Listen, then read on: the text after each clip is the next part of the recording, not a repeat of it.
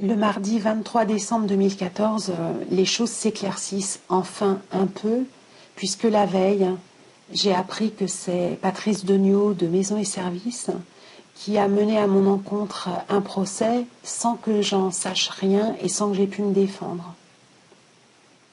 Donc ce sont enfin des informations et elles mettent en lumière 4 éléments qui ne sont pas du tout à l'honneur de Patrice Degnaud.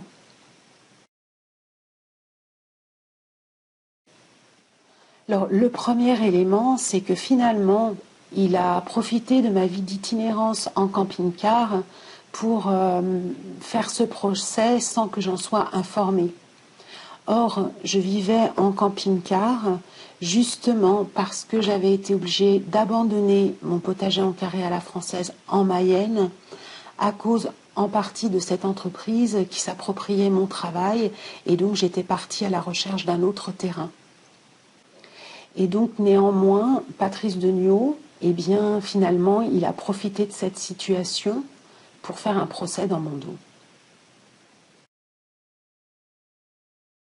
Alors le deuxième élément de cette histoire, c'est finalement le fond et l'essentiel de la question, puisque Patrice Degnaud se fait passer pour la victime, alors qu'en réalité, c'est lui qui viole ma propriété intellectuelle et mes droits d'auteur en s'appropriant mon travail et en faisant croire que le potager en carré à la française est une idée originale de Maisons et Services, ce qui est un pur mensonge.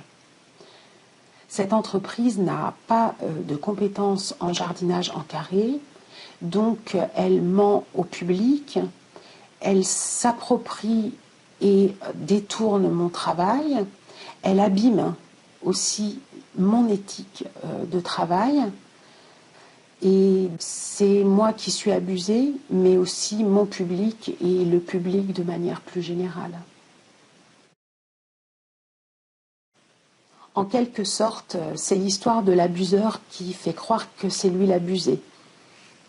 Pour prendre une image, c'est comme un voleur qui se serait introduit chez vous, qui aurait pris possession de votre maison et qui se ferait passer pour la victime en allant porter plainte contre vous, en vous faisant accuser sans que vous le sachiez, parce que vous êtes sur le pas de votre porte en train de crier très fort.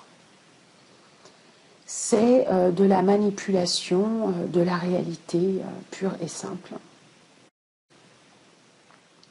Alors le quatrième élément dans cette histoire, c'est quand même que cette manipulation est allée jusque devant un juge, puisqu'il faut quand même imaginer que Patrice Degnaud s'est présenté tout seul devant le juge du tribunal de Laval. Donc il a pu raconter ce qu'il voulait. Comme moi je n'étais pas informée, je n'étais pas là, je n'ai pas pu faire entendre ma voix, ni faire comprendre au juge le fond de la réalité, à savoir que c'est Maisons et Services qui viole ma propriété intellectuelle et mes droits d'auteur et qui abuse le public. C'était tellement simple de se retrouver comme ça tout seul devant le juge, c'est pas à son honneur.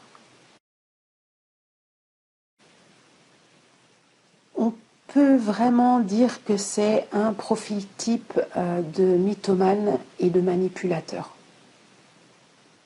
Alors bien évidemment c'est un mythomane puisqu'il s'approprie mon travail et il cherche néanmoins à faire croire qu'il se crée comme ça une image qui est fausse.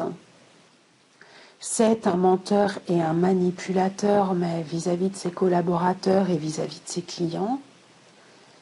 Et puis on l'a vu, c'est aussi un manipulateur face à la justice et en utilisant les procédures juridiques.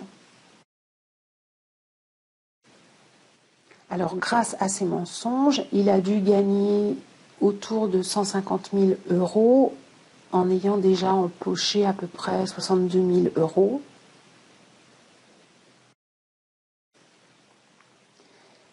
Et moi, je n'éprouve que de la pitié pour ce personnage.